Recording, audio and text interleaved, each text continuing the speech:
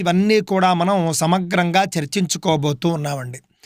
స్కాంద పురాణంలో మనకు దీపదాన మహాత్మ్యము, దీపదాన విధి కనిపిస్తుంది. దీపదానము అనంటే భగవంతుడికి మనం చేసేటటువంటి దీపదానం. అంటే ఒకరికి ఎవరికో దీపాన్ని దానం చేయడం కాదు, ఆ విధి కూడా ఉంటుంది, అదే మనం చెప్పుకోబోతున్నాం. కానీ ముఖ్యంగా దీపదానం అనే పదం పురాణాల్లో వాడింది దీపారాధనను ఉద్దేశించే అనే విషయాన్ని దృష్టిలో పెట్టుకోవాలి. ముఖ్యంగా దీపారాధన ఎప్పుడు చేయాలి? కార్తీక మాసంలో కాలం ఏమిటి అనంటే కనుక ముఖ్య కాలాలు 2. అది తెల్లవారుజామున సూర్యోదయానికి ముందు.